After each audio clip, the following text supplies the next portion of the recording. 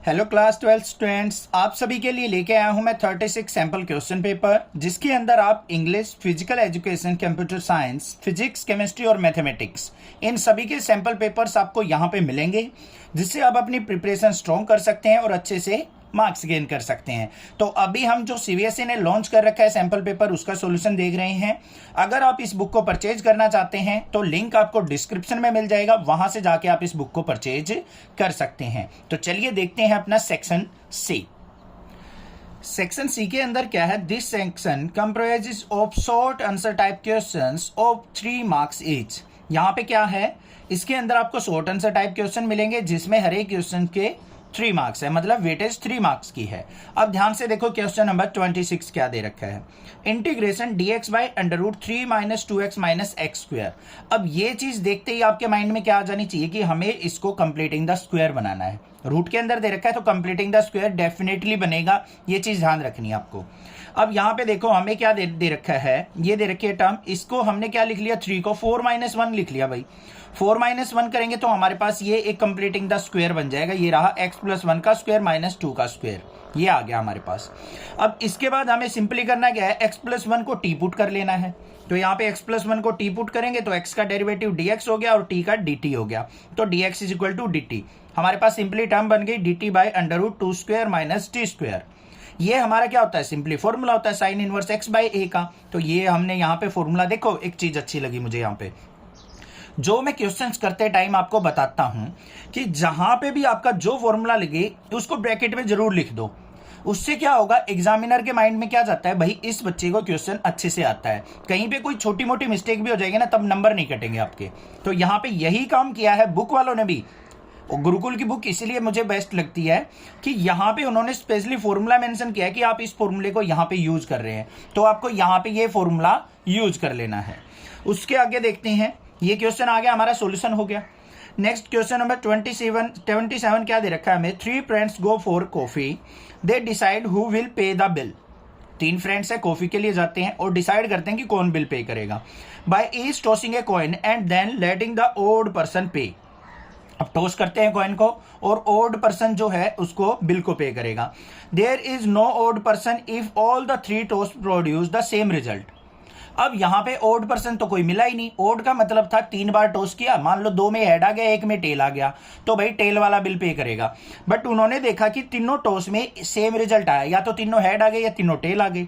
If there is no odd person in the first round, they make a second round of the toss and they continue to do so until there is an odd person।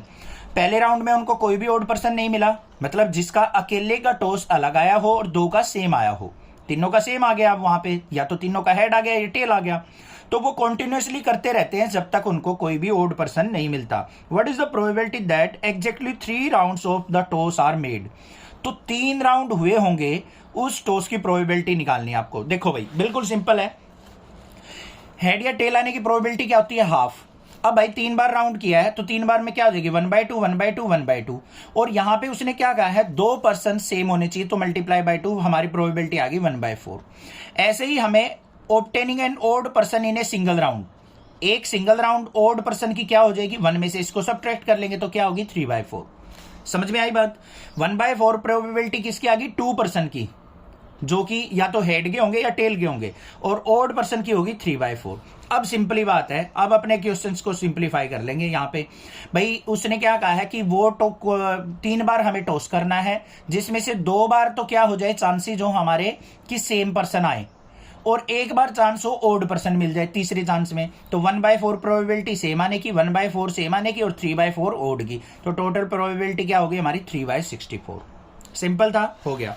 आगे चलते हैं, second question क्या दे रखा है 27 का second part, वो और देख लेते हैं, एक बार समझते हैं। Find the mean number of defective item in a sample of 2 coin drawn 1 by 1 without replacement. हमें क्या करना है, डिफेक्टिव आइटम की प्रोबेबिलिटी निकालनी है of 2 item drawn by 1 by 1, मतलब एक एक करके 2 आइटम निकालने हैं विदाउट रिप्लेसमेंट, वापिस नहीं रखना है।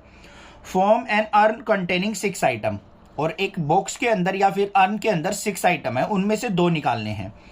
विच इंक्लूड 2 डिफेक्टिव आइटम, 6 में से 2 डिफेक्टिव हैं, assuming that the item are identical in shape and size, और सारे के सारे आइटम्स क्या है, सेम शेप एंड साइज के हैं। तो भाई यहाँ पे 3 चांसेस बन गए हमारे, x इक्वल टू 0 कि मतलब एक भी डिफेक्टिव ना निकले, x इक्वल टू 1 एक डिफेक्टिव निकला है, x इक्वल टू 2 दोनों डिफेक्टिव निकला है।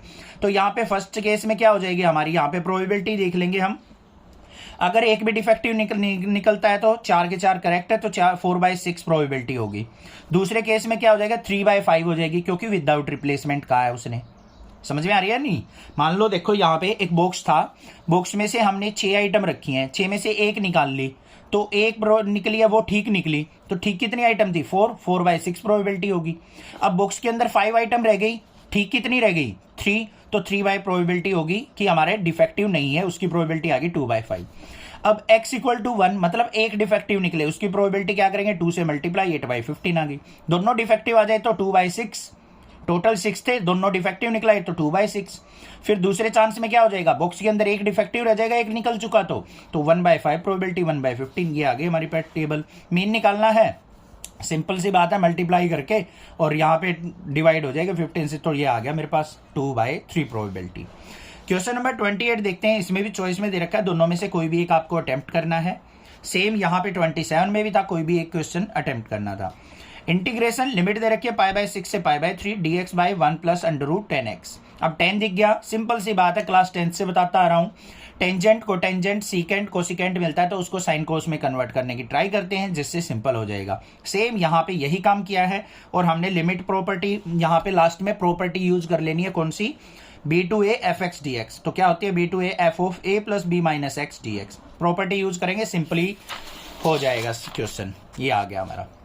आगे देखते हैं, सेकेंड वाला क्वेश्चन दे रखा है हमें मॉडुलस की फॉर्म में, 0 to 4 लिमिट दे रखी है, तो यहाँ पे हमें इसको डिवाइड कर लेना है, लिमिट्स को 0 to 1, 1 to 4। लिमिट कैसे डिवाइड होती है, x - 1 को 0 पुट करेंगे तो x इक्वल टू 1 आ गया, तो 0 से 1, 1 से 4 हो जाएंगी। ये मैंने सारे के सारे क्वेश्चन करवा रखे अच्छे से, आपको पता होना चाहिए, तो यहाँ पे इसका सोल्यूशन आ जाएगा। क्वेश्चन नंबर 29 दे रखा है हमें, solve the differential equation. Differential equation दे रखी है हमें, इसको सिंप्लीफाई करना है। इसके चॉइस में भी एक क्वेश्चन आपको देखने को मिलेगा डिफरेंशियल इक्वेशन का, कोई भी दोनों में से आप एक अटेम्प्ट कर सकते हैं। ये हमारा सॉल्यूशन दे रखा है, आपको आइडेंटिफाई करना है डिफरेंशियल इक्वेशन किस फॉर्म की दे रखी है, dx/dy प्लस में px इक्वल टू q। तो यहां से हम इसको सिंप्लीफाई कर लेंगे, ये हो गया solution, integrating factor find out करके। Same as it is next question का सॉल्यूशन ये रहा, इसको भी आपको मैं दिखा देता हूं, तो आप इसको वीडियो पॉज करके आराम से इसका सॉल्यूशन देख सकते हैं। कोई भी प्रॉब्लम लगे आप मुझसे पूछ सकते हैं, ठीक है। क्वेश्चन नंबर 30 हमारा लीनियर प्रोग्रामिंग से, बिल्कुल सिंपल क्वेश्चन है, घबराने की जरूरत नहीं होती, बहुत अच्छे से चैप्टर करवा रखा है मैंने। Solve the following linear programming graphically. हमें यहाँ पे क्वेश्चन दे रखा है, मैक्सिमाइज करना है। मैक्सिमाइज का मतलब क्या है, हमारा ग्राफ के अंदर प्रॉफिट मैक्सिमाइज, मैक्सिमम वैल्यू देखनी है। इसको सिंप्लीफाई करके ग्राफ बना के इनमें से मैक्सिमम वैल्यू देख लेंगे, 64,000 है, तो 40 और 160 पे हमारा क्या हो जाएगा, मैक्सिमम प्रॉफिट हो जाएगा। नेक्स्ट क्वेश्चन दे रखा है हमें इंटीग्रेशन का, ऊपर हमें क्यूबिक फॉर्म है, नीचे क्वाड्रेटिक है, तो डिवाइड करेंगे पहले इसको ब्रेक करके इस तरीके से, फिर इस पे फॉर्मूला बन जाएगा हमारा a/x - 1 प्लस में b/x + 1। इसको सिंप्लीफाई कर लेंगे, x का इंटीग्रेशन सिंपली x² 2 हो जाएगा, a और b की वैल्यू निकाल के पुट कर लेंगे। ये आ गया सॉल्यूशन। समझ में आ गई बात, क्लियर है। सेक्शन सी कंप्लीट हो गया होगा। कोई भी दिक्कत लगे, कुछ भी प्रॉब्लम लगे, आप मुझसे जरूर पूछें, अदरवाइज चैनल को सब्सक्राइब कर ले।